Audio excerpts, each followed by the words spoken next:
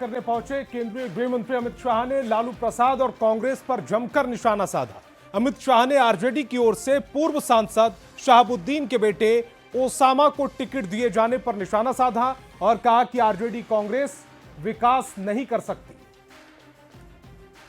ये Lalu Rahul and company का सुपड़ा साफ हो जाएगा।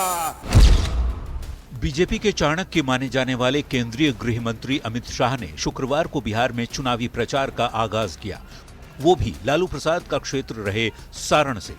सारण के तरैया मैदान से अमित शाह खूब गरजे, खासकर लालू प्रसाद और उनकी पार्टी पर।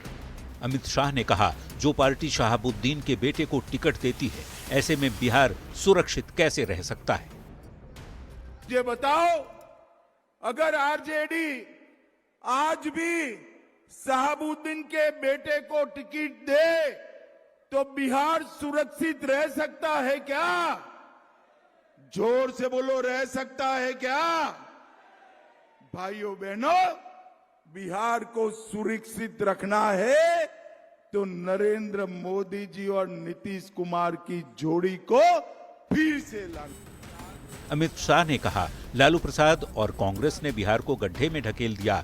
उस 15 साल के गड्ढे को भरने में 20 साल लग गए। 15 साल के जंगल राज के कालखंड में ही अपनी सभी प्रकार की गरिमाएं, ऐश्वर्य और उत्कृष्टता खो गई। अमित शाह ने लालू प्रसाद और कांग्रेस पर निशाना साधते हुए नीतीश सरकार की तारीफ की और बुद्धिजीवी वर्ग से अपील की कि वो लोगों को बताएं कि 2005 के पहले बिहार में क्या होता था। कि एक जमाने में बिहार में 6 चरण में चुनाव होता था, अब बिहार में 2 चरण में चुनाव हो रहा है। तो पहले 6 चरण में भैया क्यों करना पड़ता था?